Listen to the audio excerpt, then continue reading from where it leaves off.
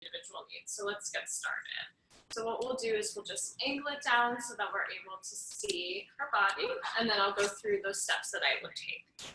And so in terms of having a client, I generally like to have them up on the table before I get started. Basically, that's going to give you just a more accurate view of the subcutaneous stuff that they're dealing with, because when you're standing up, you tend to be sucking it a little bit. You're not falling the way you might when you're laying down, and so that's why I like to have them lay down first, obviously having asked them what area they want to focus on. And so for this client, she's asked to focus on the stomach area, the area of the abdomen. And so then what I'll do is I'll just gently lift up so that we can see what we're working with. So you can see here, what I always do is I'll do what I call the grip test. And so you always want to make sure that there's going to be enough subcutaneous fat that you're able to hold on to so that you're able to have an effective slimming. So that's step number one. So in terms of a consultation, what I would do, again, first I would ask them which area they're looking to focus on. If they're looking to focus on more than one area, you want to ask them which is their bigger problem area, because you want to always focus on a 5-pack in sequence before they move on to the next area. So for the abdomen, what I do is I'll do a grip test. And so you can see here that I am able to get a fairly good grip on this area. So if you guys want to just do a little test with me, if you try to grip the area of your forearm, you can see that it's really hard to get a real grip of anything. So you guys can do this at home as well, just to get an idea of what would not be a slimming area. Here, we know that we can slim. So the next step that I would take is to measure the client. So you always want to measure the client lying down. It's going to be most accurate. It's also going to help you to be the most consistent. I always measure around the belly button because the belly button doesn't move, so we can't cheat there. So what I'll do is I'll just ask the client that they lift up and around. I'll go ahead and pull this around. And so I'll just have the client take a deep breath in, deep breath out. And so she measures about 39 inches around. And so from that measurement, you then know that you're going to focus exclusively on the front. And so the way that you do that, like I said, so with the slimming, obviously there's multiple ways that you could orient. Generally, I would say for women, if they're under 35 inches around, I typically tend to do front and back because they don't need as much time on each side. If they're more than 35 inches around, generally I would recommend focusing on one side versus the other, just depending on how their body type is. So what we're going to do here is we're going to split the session right down the middle of the stomach. And so what we'll do is we'll do 2 minutes of heat to the left of the belly button. We'll do a nice quadrant of 6 minutes of cold here, and then we will still get into these side areas as well. So we'll start on this right side. Then what I'll do is after 14 minutes here, I'll have her flip around so that I'll have nice leverage to address this side as well. So we'll go ahead and get started. In terms of steps to prepare the client for a slimming session, the first thing you always want to do is just wipe down the area with a baby wipe. We use Amazon sensitive baby wipes. They're easy to buy in bulk. They're really great for this. And literally, you're just going to gently wipe off the surface that you're going to be dealing with. So I like to wipe off the entire surface just so that it's clean, it's good to go, so that when she flips over, I don't have to do this step again. And essentially, we're just getting off any lotions, any natural oils, any sweat, so that we have a clean surface to work with. So once that's done, the next step that you're going to take is you're either going to tuck in a paper towel or you can use just a regular towel. You're going to tuck this into their waistband, so it's going to serve a twofold function. A, it's going to protect their clothing from the gel. The gel gets on the clothes. It's not the biggest deal. It's a water-based gel, so it won't damage clothing, but obviously it's not nice to get it on the clothes regardless. So we'll tuck in the towel here. Also, what that's going to help you do is pull down that waistband and get a nice tension here so we're able to reach those areas that we really need to address. So now, once we've done that, once we've wiped off the surface, we're ready to start. And so what you'll do is you're going to take that nice full pump of gel in your non-dominant hand. So the gel should look about that much. So it is quite a lot of gel, but just keep in mind that as we heat the area, the gel is going to thin out, and you can never have too much gel. So especially when we start talking about how to make sure the wand is cooling down appropriately, gel is going to be essential. So you've got the gel in your non-dominant hand. The wand should always be in your dominant hand. Then what we'll do is we'll go ahead and hit play on the slimming sequence. So of course, because we're doing her abdomen, we're going to use body slimming on the 2.0. We're going to go ahead and hit play, and we can get started. So what we'll do, as always, we deposit the gel and use the wand to glide it. And so because I've said that I'm going to be doing just the front, we're really just focusing to the right of the belly button. So you can see here that I'm slowly applying slight pressure, but nowhere near the amount of pressure you would apply on the cool sequence. Essentially, like you guys know, the intention with this is to expand the fat cells and bring them closer to the surface so that once we switch over to the cold and the manual manipulation that comes with that, it'll be much easier to shrink those cells into apoptosis. And so you can see I'm following with this left hand. It's almost like an oven mitt, and it's helping to enhance the circulation. It's essentially acting as an extension of the heat of the wand. And so you can see I'm really sticking to a localized area. So you don't need to heat up anything other than what you're gonna end up using the cold on. And so I've already determined that my quadrants are quite small. We'll go through those again as soon as this timer runs out on the heat. And I'm really using her bones to guide me. So I'm not going up and over her ribs. I'm making sure I'm staying right under her ribs, and I'm making sure I'm not going up and over her hip bones either, because that can be really uncomfortable, but also just unnecessary in terms of the heat component. So we have about another 27 seconds here. So the most essential part of a slimming, as you can see, is making sure that you keep the wand flush to their skin for the entire session. I can't stress that enough. The one thing you do want to make sure you're not doing, however, is keeping the wand static. So that is a common misconception about how to make the wand colder on a cold sequence. You never want to leave the wand static on an area, whether it's in the heat or the cold sequence, because that can just be potentially damaging to nerve endings in the skin. You just don't want to have that potential for any kind of burn or discomfort. So you can see now we've switched over to cold. So what we're going to do is we're going to take a big pump of gel, again, in our non-dominant hand. And then now that we are on the cold sequence, we can just set that down. And so like I said, we're going to start off in this small quadrant here. So I'll show you. It's about that big what we're going to be dealing with. So here, here, here, here. So we'll go ahead and get started. I'm sorry, love, it's going to be a little bit of pressure. And so you guys can see there's a couple metaphors that I like to use for slimming. The most useful one is it's like popping pimples. I know it's gross, but it's just the most useful metaphor that I can give you, because that's really what the motion should look like. You're scooping under and lifting up. Again, the most essential part of a slimming session is that you're keeping the wand flush to their skin the entire session. So of course you're at points going to have to reapply gel, at which point you would want to just remove the wand briefly so that you can reapply gel without keeping it static. But also another essential component is that you're applying equal pressure with your left and right hand. And also making sure that you're providing enough tension of the fat. Also, you're really going to need to use your histogram as a checkpoint to make sure that you're doing the sessions properly.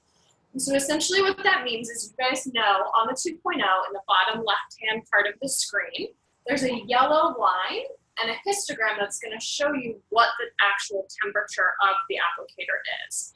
In order to have an effective slimming session, the applicator must remain below 4 degrees, ideally under 2 degrees, but effective temperature range is under 4 degrees for the entirety of the session. So if you look over and you're above 4 degrees, the slimming is not going to be effective.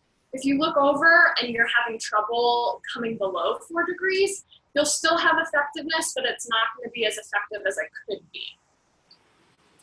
And so I'll look over there. My temperature applicator at the moment is at 0.5, so that's perfect. Ideally, you want it to hover in the +2 to -2 range for the duration of the session. And in doing that, so ways in which you can cool down the wand if you're having trouble are to make sure you're going very slowly. So you can see I'm almost going painstakingly slow. So when you're first starting out, because of the intensity of the manual manipulation technique, it is very understandable that you would want to go a little bit faster.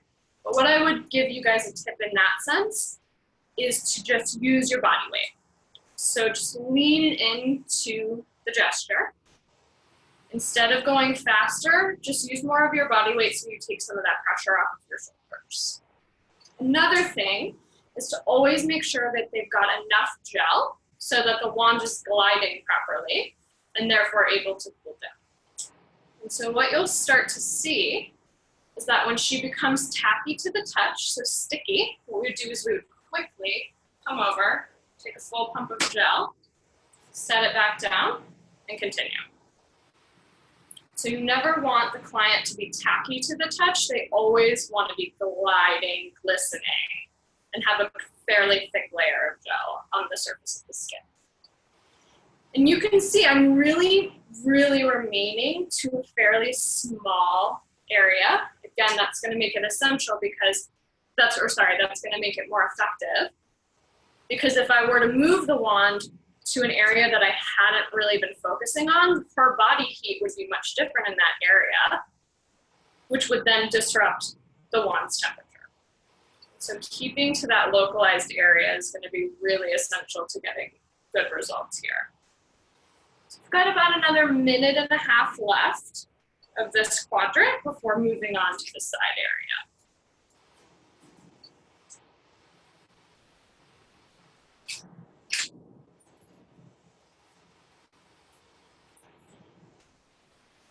Another really great metaphor that I recently heard is that with your wand hand, so another issue I oftentimes see is that people are not putting enough pressure with their wand hand. So you are really using the edge of that wand to dig and scoop.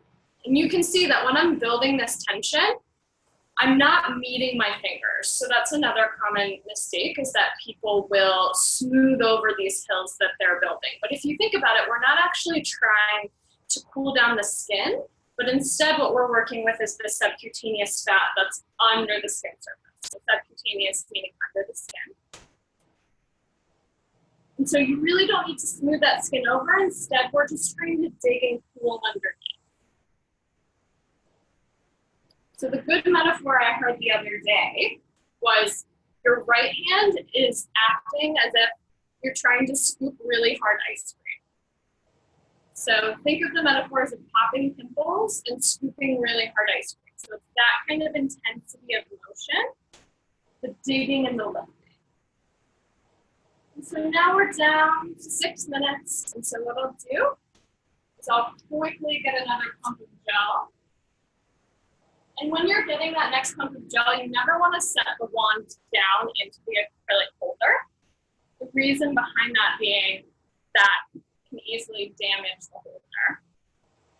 And when you come to this side, it's going to be a little harder for you guys to see on this side, but you can really use the natural curve of their body to lift up and then push into the wand. So you can see I'm really using her rib cage here with my hands to block and protect. So I'm protecting her bone while also getting really good leverage so that I'm able to have more effective results here.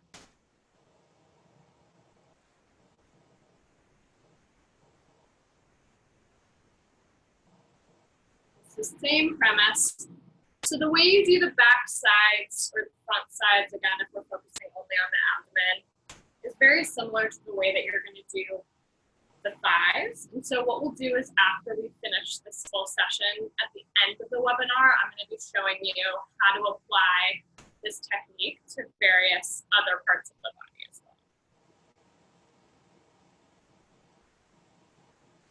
And again, always checking your histogram. So I'm at -1 right now, so I know My speed is good. I know my intensity, my pressure are good. I know that I'm sticking to a localized area.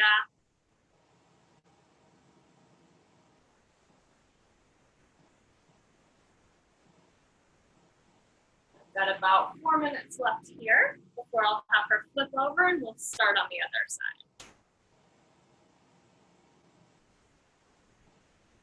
And so as I said before, when you're consulting with a client, I would say that if you're ever, for example, if you ever encounter a client that is teetering sort of on the edge of where you would only focus on one side versus the other, so meaning they're at 35 inches or more, if they're teetering on the edge and you're not sure, I always recommend focusing on one side versus both.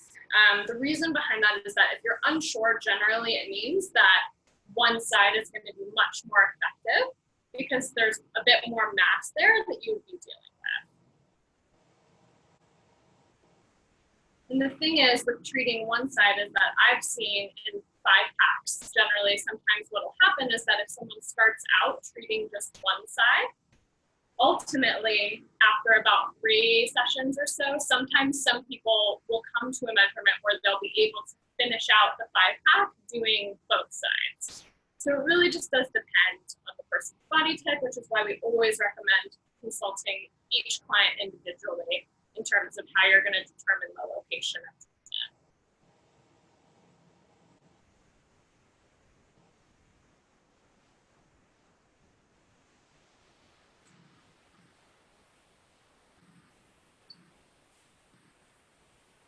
I'm going to add a bit more gel to her here.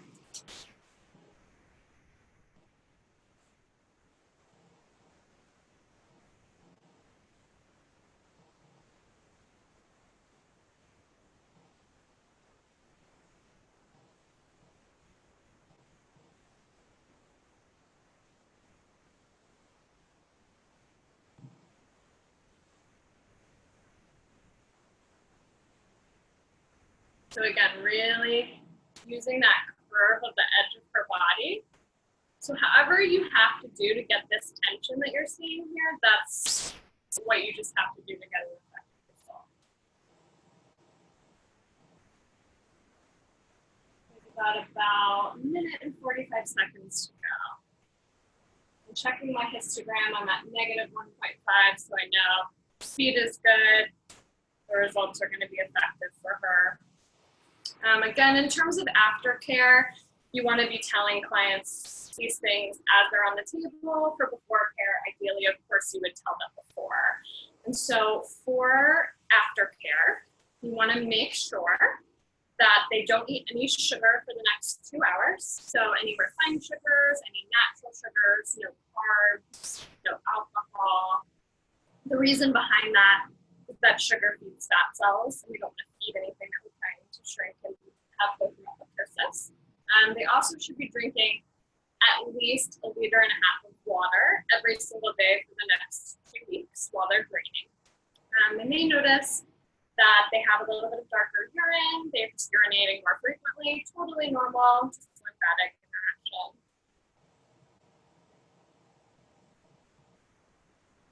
We're just about done here. We've got about 40 seconds to go. So after the cold, so you'll see that once I'm finished, what I'll do is I'll just take a baby wipe. I'll gently just wipe off the surface of the head before setting it down in the holder. And then what I'll do is I'll do the essential 3rd step to the 3-phase thermal shock, which is going to be the massage.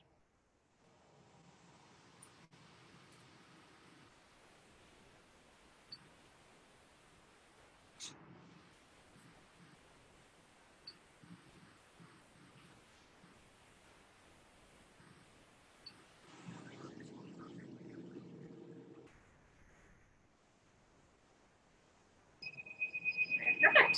So I'll just take baby wipe, like I said. I'm just going to wipe off the wand really roughly, set it back down.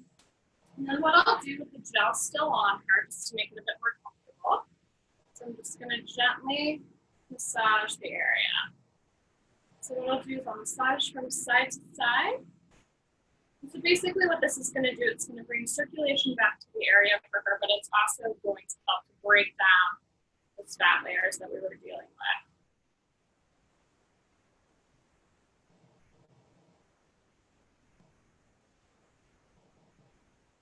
So generally I do this for about 90 seconds until they are a little bit warmer to the touch. So you can see on this side of her, she's going to feel a little bit cooler still because that was the most recent side that we were dealing with.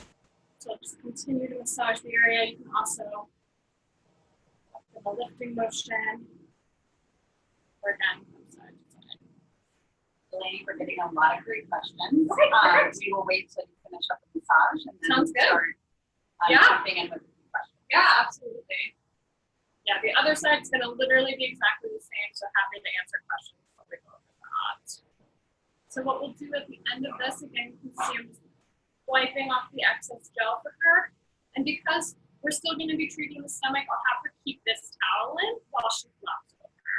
So what I'll have you do that is I'll just have you flip over so that your head is on the other side. I'll move this a little bit well.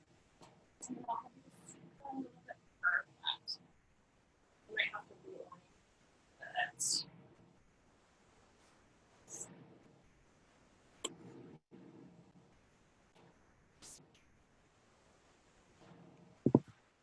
Perfect. All right, awesome. And so essentially I'm going to do the same thing that I just did on this side. I'm going to focus on this side. So I'm happy to take any questions while we get started on that.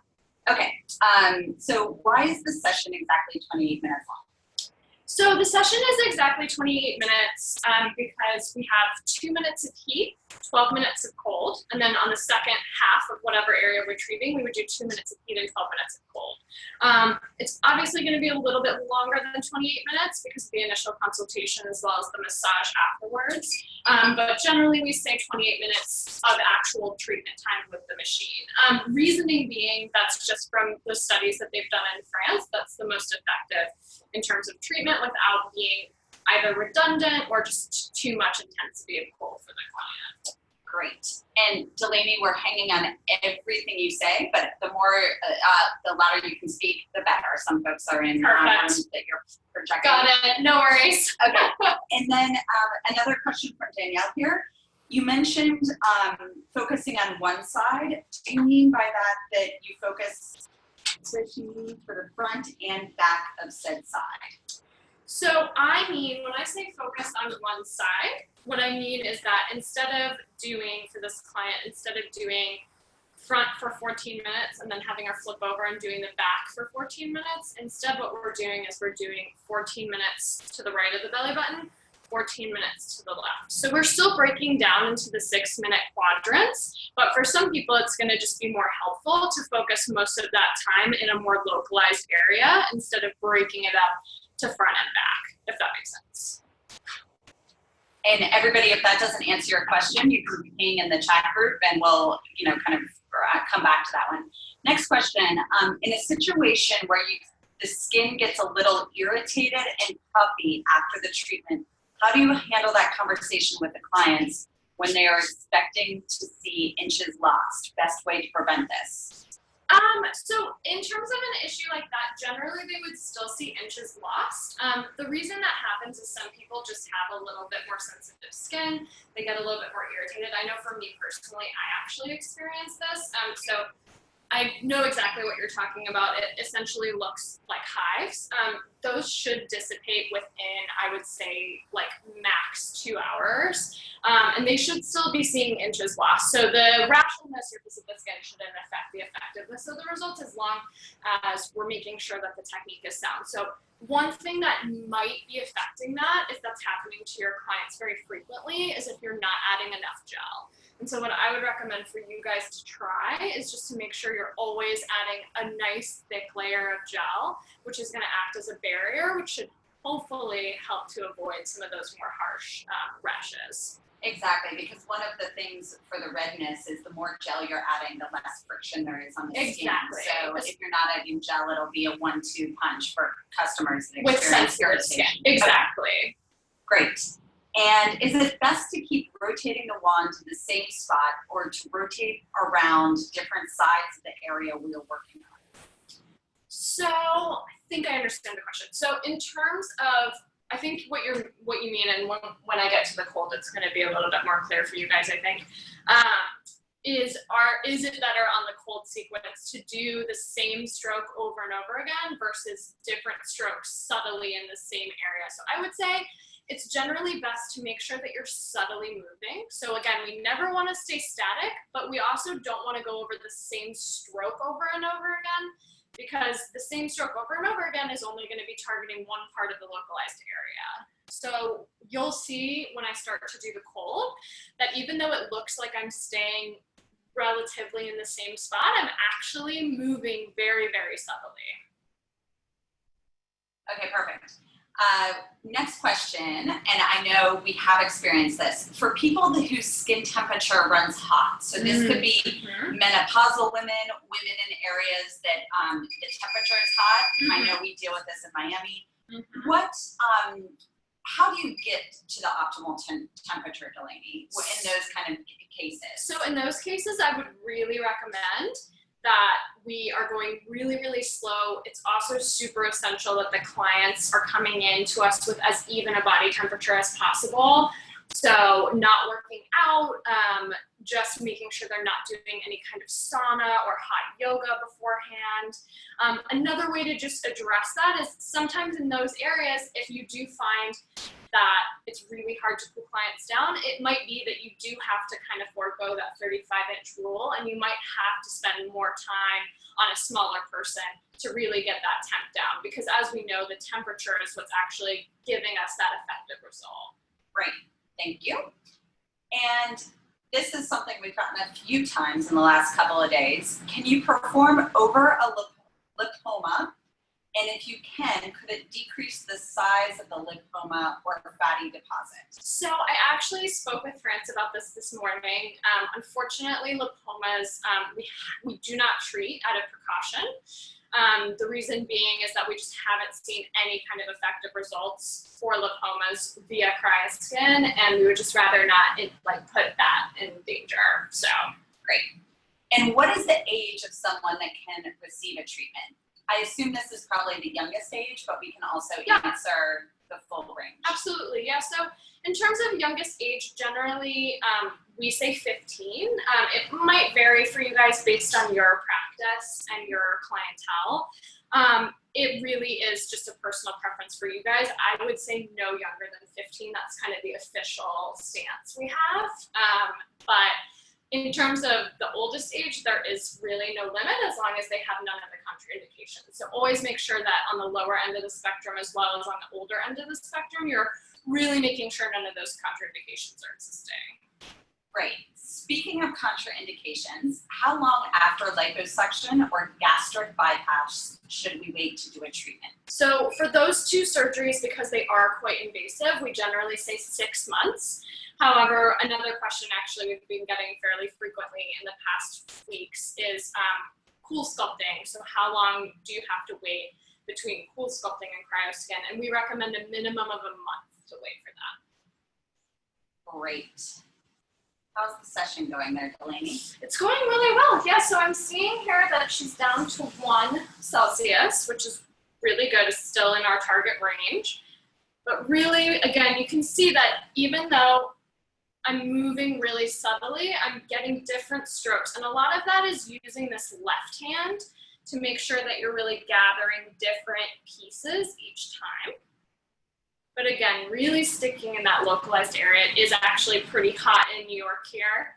So we are having a little bit of a harder time cooling her down to where we normally would be. But having said that, she's at 0 degrees Celsius, well underneath +4. So we still should see some really great results today. Great follow-up question on cool sculpting. Is that waiting a month for the same area or any area? And I would add on the clarification if we're talking slimming or toning. So for the cool sculpting, we're talking about toning. Generally, it would be for any area. The reason being is because it is still processing things in your system, so you don't want to overload it too much. However, I can also clarify that with France because I believe that the specific question was addressing in the same area, so we can check on that and we'll get back to you guys in a later email. And it's for toning or slimming? Slimming. Exclusively, yes. Slimming. Great question. And I'm encouraging the chat, if anybody has additional questions, go ahead and ask them. We've got another one. Okay, good overall question. Mm-hmm. What type of overall body compositions and type are an appropriate client for this, i.e. upper and lower limits for best results? Ooh. I know this is something that in some of our top retailers, they're very choosy on who they actually choose to treat. Yeah, so that's a really, really good question. Obviously, determining the best candidates is what's going to help us get the best results from the sessions. And so in terms of a max, generally we say max 35 BMI. The BMI scale is a little tricky because it tends to not take into account muscle mass, weight from muscle. And so generally, you're going to pretty much have to eyeball it. Absolutely, definitely, this treatment is not going to help anybody who is obese. So in those circumstances, we generally would have to, unfortunately, turn them away for the slimming session. They could still, however, do a double chin or a toning. So there is really no circumstance where you would have to turn someone away altogether. And I don't know who asked that question was in on the pinch of the forearm. It's kind of a pinch test. But in terms of the lower end of the spectrum, if someone comes into you and they do have not enough fat to grip, again, we don't have to turn them away entirely from the machine, but we would turn them away from slimming because the slimming just wouldn't be effective for people who don't have a lot of subcutaneous fat that they're dealing with. Right. And how would you describe, Delaney, the difference between cool sculpting and Cryoskin? Yes, so definitely a lot of differences. Obviously, in our sort of talking with clients, we really want to highlight our strengths versus cool sculpting's weaknesses. But just in chatting with you guys, just so you guys are aware of the difference in the technologies, essentially what cool sculpting is doing is it's taking an area and it's using a suction component, so it is much more invasive than the Cryoskin. It's also much more painful. It's less cost effective. So, for example, I think a leg is about $4,000. It takes about 4 to 8 months to see results from it, and I would say about 80% of our clients are former cool sculpting clients who weren't happy with their results. So in terms of scientifically the different mechanisms involved, cool sculpting actually produces, using the liposuction, not the liposuction, but it is a suction component that's added to the skin. Essentially what that does is it kills the fat cells in that area so that no fat can ever grow back. The problem being there is that fatty deposits can then build in separate areas where they wouldn't normally be. Whereas obviously Cryoskin is much less invasive. It requires maintenance, but you also see results much more quickly. So you see results at the end of the first session, and then you see results at each checkpoint each 2 weeks throughout the 5-pack. One of the other things we've noted is you can do contouring sculpting. So the cool sculpting really is only on that certain bulge areas, whereas with the wand you can get much more of a technique and like that kind of contoured look. A little bit closer to me. Perfect. Yes, and so normally you would like to have a table that you can adjust or at least have a step stool for your shorter practitioners. It's generally easiest if they can have some good leverage over the client. Okay.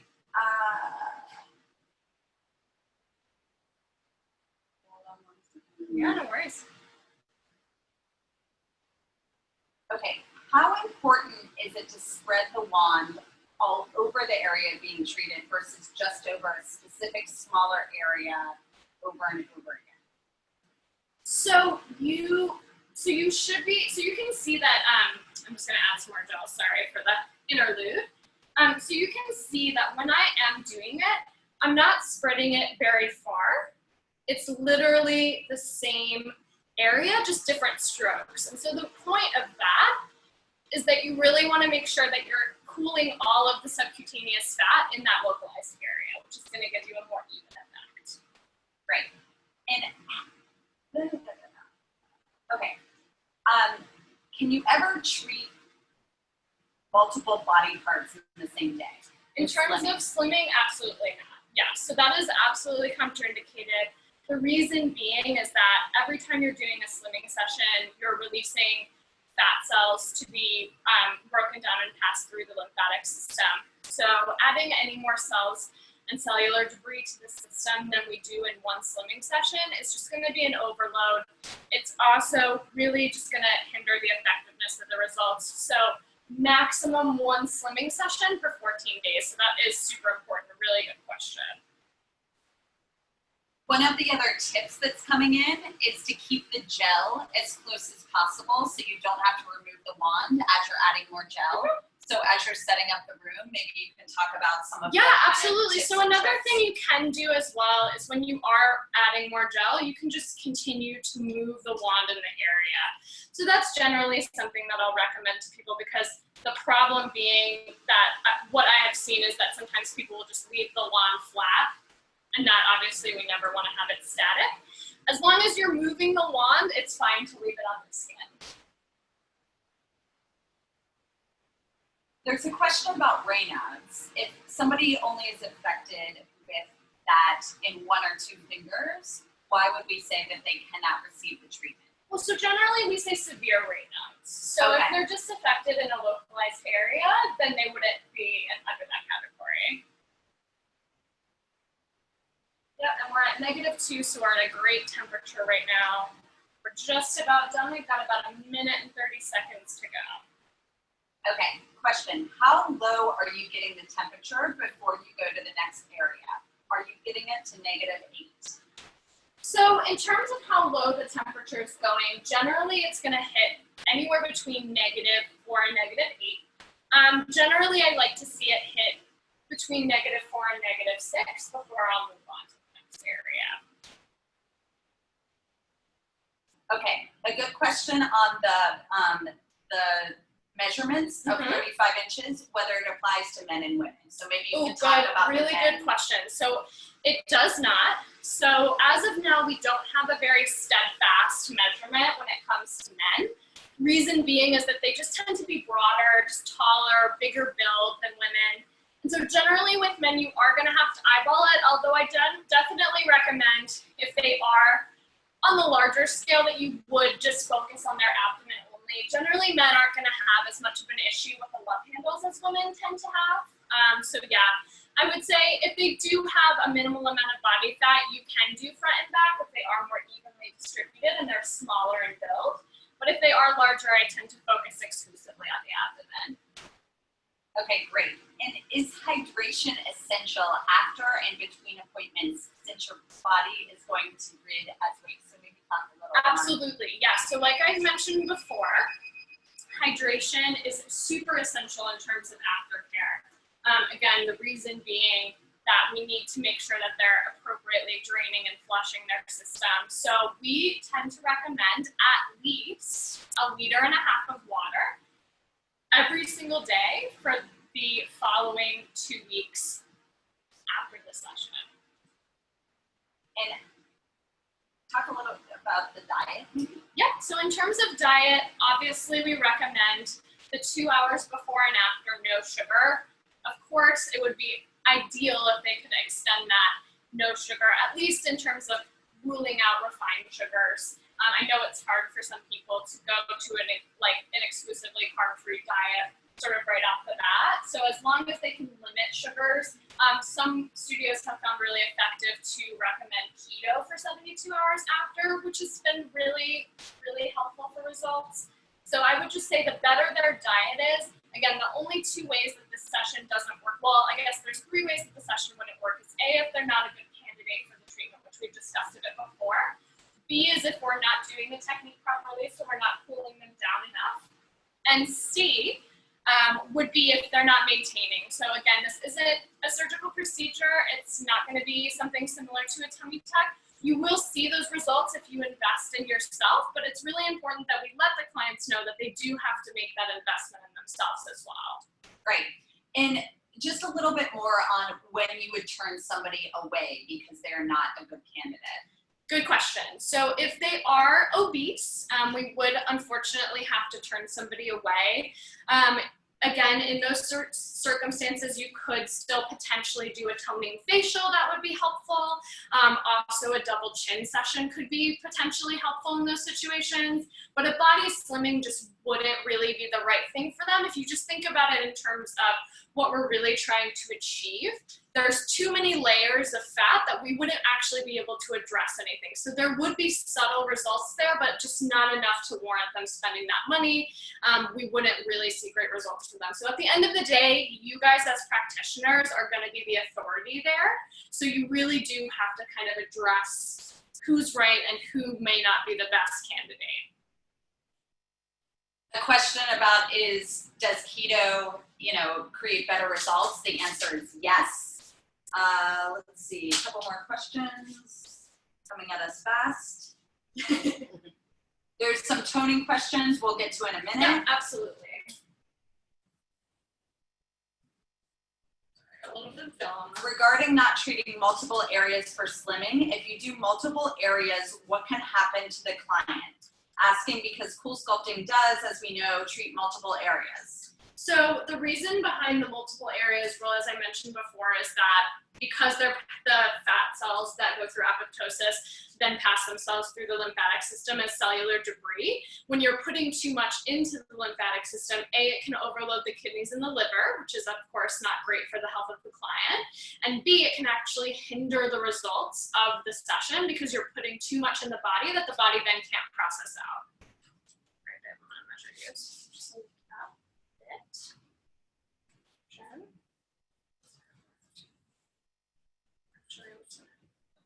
More. And then what did we say our initial measurement was? Okay. Oh, I don't know. Does anybody remember from the top of the hour what the initial measurement was? All right, take a deep breath in. Take a breath out. 39. So she is at 37. So she just lost 2 inches on the table. So you can see right here, same exact area, 37 inches. There you go, babe. And you can see just in terms of visual appearance, right? We can really start to see the difference. Really, you'll generally see it right in these 2 lower pockets. So we can see there's a little bit of redness there. That'll dissipate for you in a couple of hours max. Also in the belly button, we tend to see that lift. And on the side, just that nice cinching to the side. So thank you so much. Yeah. Of course. Great. Good to go. The couple more questions. Yeah. How do you know if somebody is a good candidate for a double chin? So that is a great question. It's one that I've been getting really frequently lately. So in terms of a good candidate for a double chin, they have to have, so if we look at the wand, they have to have enough fat to be able to actually push into the wand. And so if they just have loose skin, it's not going to be effective for them, and it's going to be incredibly uncomfortable to do a double chin. And so what we would do instead is we would do the toning facial. So as you guys know, we start the toning facial at the neck, and then we make our way up. And so that actually addresses loose skin here. Whereas the double chin is really more for that real typical prominent double chin.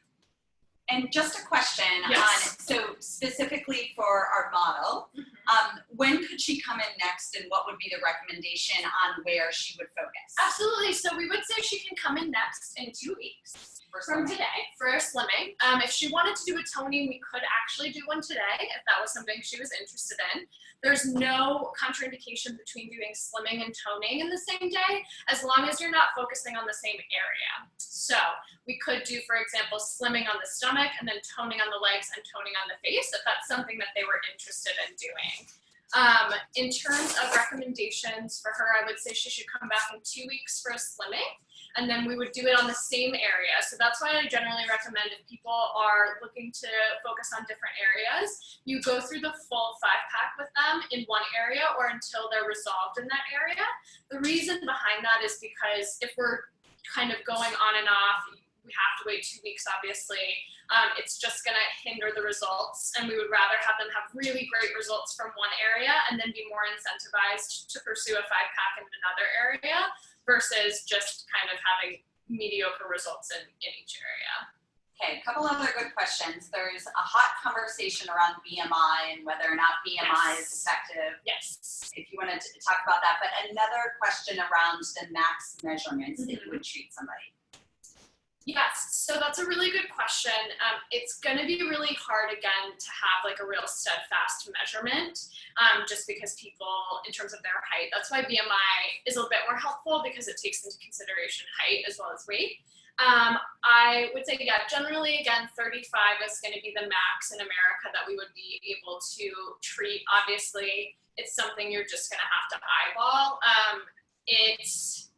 I would say if someone is kind of in the 40-inch range around, we would have to just determine that. But I would say anything under 40 inches generally is going to be okay. But again, really depends on height, really depends on their stature. So it's going to be something you'll have to eyeball for sure. Okay, great. And there's a question here, and maybe we can use our second model. So somebody says, I tend to miscalculate on how many sessions are necessary. I was confident in a 5, and then I was told that this would probably be a candidate for a 10. Any good rules of thumb? Got it. So if you were told that it would be a better candidate for a 10, chances are what they meant was that it would be a better candidate for slimming and toning alternatively. So I'll just go through really quick just a couple of situations in which that would be the best course of action. So number 1 would be the Brazilian butt lift, right? So that is the slimming underneath the butt itself and then toning on the butt to contour it as well as address cellulite on the butt cheeks. So as you guys know, with slimming, it doesn't tend to really be that effective on the butt itself. It's really best to do right underneath. Toning is great to address cellulite and any kind of loose skin on the butt itself. So in those situations, what we would do is we would start week 1 with slimming, band underneath, week 2 toning, up and contour and on the butt itself, week 3 slimming, alternatively until they see a resolution. And so generally that'll be a 10-pack because it'll be 5 slimmings and 5 tonings. Other situations in which that's really helpful are cellulite on fatty areas. So if they do have cellulite on a fatty area and they're just doing toning, it's not really going to be as effective as it could be if they're doing slimming and toning alternatively.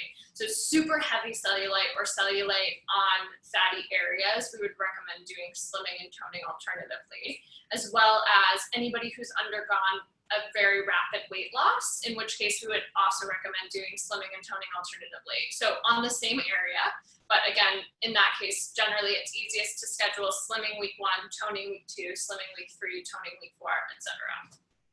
Did you want to take another client to diagnose them at the beginning, or do you want to? Absolutely. Okay. Yeah. So let's have you come on over. And let me just get a fresh towel on here for us as well. Yes. All right, perfect. So this is great. So we'll see what our new client is going to be a candidate for. So let me just open it. I'll just squeeze over this way. Oh, okay. Perfect. So angle it down that way. All right, perfect. So yeah, what area were you looking to treat? My belly. Okay, so let's have her hop up on here. So you're gonna hop up just with your head on the pillow there. And we'll just scoot back. So yeah, perfect. Is that okay? That's comfortable for you? All right, awesome. So we'll lift up. We'll pull down. Okay, so same thing. You always want to get them up on the table. She's told me that she wants to do the stomach.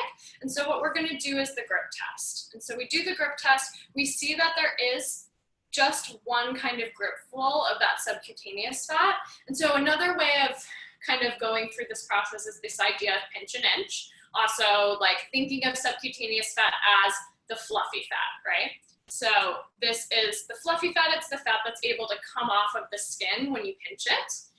And so we know that she is a candidate for slimming in this area, but we'll have to measure her to see if we're going to do front only or front and back. So let me just grab my tape measure and we'll do the same thing. Again, it's always going to be the same thing. So we go right around the belly button. Just make sure this is even down here. So right around the belly button. Back. So I'll have you take a deep breath in, deep breath out. So she's actually at 34 inches. So she is in that range where we might be able to do front and back. But basically what I do in this situation is I just take a look at what we're working with. And I would say that she actually is someone that I would want to do front and back. And so the way that I can determine that, again, she's under 35 inches, so she's at 34 inches. But also just in looking at her body type, you can see that The fat that's on the front is very much localized in between her hip bones. So it's not really spilling over so much in this area, which is when I would focus exclusively on the front, but it really is localized in this lower front abdomen. And the back is really localized on the sides. And so in this situation, again, she's 34 inches, and we know that it's very localized here and very localized here. So I know for her, I'm gonna do front and then I'm gonna do back. The way that I'm gonna break this up, it's gonna look different than the last client. So instead of just focusing here, instead we're gonna focus the heat across the whole stomach. Then we're gonna focus 6 minutes of cold here in this small area right here, 6 minutes of cold here, before having her flip over, and then we'll do the other side.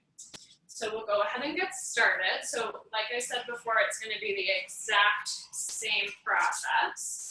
What we're gonna do is we're gonna take a wipe and we're gonna just wipe off the surface. And I'm happy to continue to answer any questions because like I said, this is gonna be the same process. So what we're getting a lot of great questions around toning. Yeah. The focus today was really on slimming, but since we have a little bit of time, we'll go ahead into those. Well, what we could do too, I mean, if you're into it, we could do toning and then later on. Okay, perfect. Yeah. Awesome. So there's actually specifically more questions around toning around the legs and butt, but that's okay. We can go ahead and do that. So they're asking a couple general questions. Are there any techniques on toning that work really well? And then is it possible to essentially give a butt lift with the toning technique, which I know there is some good answers there. I have strong feelings about this. Yes, there is. So the toning in general is just amazing, as is the slimming. The toning on the butt is just a great way to naturally contour that area. And so my biggest thing that I go over in all of my trainings is that it is so important that when you're doing a toning on the backs of the legs and the butt, that when you're coming up the butt, that instead of just doing a straight line, that you actually contour. So the reason behind that is that we're not trying to get rid of that shape of the butt, but we're instead trying to enhance it. And so I'll be able to show you guys this as we go on later in the webinar. But it's super important that you're really contouring the shape of the butt, and that when you're treating the cellulite on the butt itself, that you're starting at the base of the butt cheek as opposed to coming up from the leg, which can just, flatten out the butt a little bit. Okay, great. We'll see if we can get to that. One question I missed, techniques for before and after pictures. Ooh, really good question. So techniques for before and after pictures. So some of the complaints we've been getting on those are that they're not consistent enough. So I would say consistency is key with before and after. So that is consistency of lighting, consistency of background, as well as consistency of clothing. So consistency of clothing, honestly, is going to be the biggest thing. Also, you want to make sure you're in a well-lit area. So either an area that's lit by natural light, so if you have a big window in your studio, or even if you just set up a little lighting system. Otherwise, it's totally fine to take them with your phone. That's fine. I would recommend just finding somewhere that's well lit, that's not harshly overhead lit, because even the best of us are going to look really bad under that kind of lighting. So we just really want to make sure that we're showcasing the effects of the sessions as much as we can. We're not over editing anything, because that tends to be pretty clearly sort of messed with. I think the more sort of bare we can be with it is going to be the more effective. Perfect.